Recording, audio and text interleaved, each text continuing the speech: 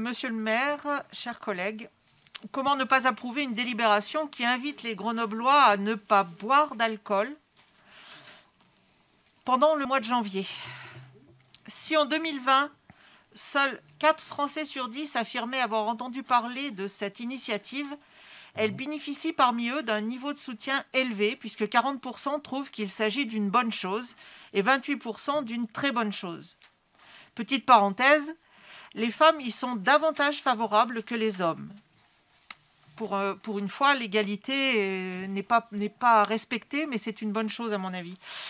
Cependant, j'ai quelques remarques à faire sur ce dispositif Dry January, qui s'appelle également le défi de janvier sur leur propre site en France. Et voici la première, qui n'est pas à mes yeux la moins importante. Le document joint à la délibération, intitulé Brand Guidelines, ce qui semble signifier ligne directrice de la marque, ce document donc est totalement rédigé en anglais. Ceci m'interroge. Je citerai pour information un extrait de la circulaire du 1er octobre 2016 relative à l'emploi de la langue française dans la fonction publique, qui rappelle qu'en vertu de l'article 2 de la Constitution, la langue de la République est le français, et que dans le cadre national, les agents de la fonction publique veillent à s'exprimer en français et à écrire dans une langue claire et précise. Vous nous imposez déjà votre écriture inclusive, qui est tout sauf claire, mais maintenant, en plus, vous nous imposez des documents en anglais. Dans une ville où les frais de personnel consomment plus de 60% du budget de fonctionnement, vous n'avez pas pu trouver quelqu'un qui puisse donner une traduction de ce texte qui nous permettrait de mieux saisir quelles sont les lignes directrices de cette marque à laquelle Grenoble va adhérer pour la modique somme de 5 000 €.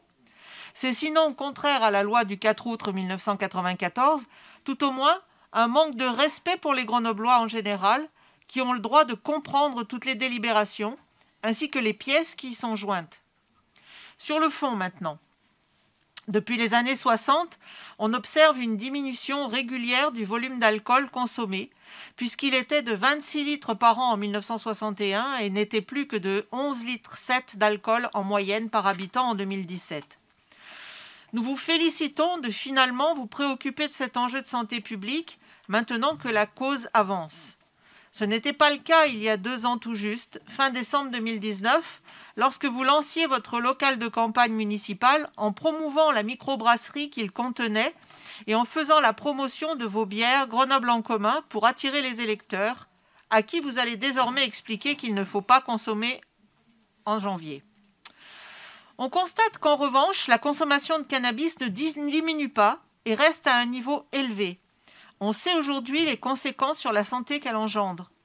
Je vois que la ligne de la Fédération Addiction, à laquelle nous allons adhérer, vante une régulation contrôlée de l'action du cannabis, de l'accès au cannabis, ce qui irait dans le sens d'une dépénalisation du cannabis, si je comprends bien, donc une orientation en totale cohérence avec la vôtre, ce qui me laisse penser que cette fédération est proche de votre idéologie, ce qui ne me surprend pas, mais je pense que les Grenoblois doivent aussi en être informés. Sur le plan concret maintenant, quelles vont être vos actions? Par exemple chez les jeunes, dont les API, alcoolisation ponctuelle importante, sont trop fréquentes pour prévenir ces consommations d'alcool qui les mettent réellement en danger sans qu'ils en aient vraiment conscience.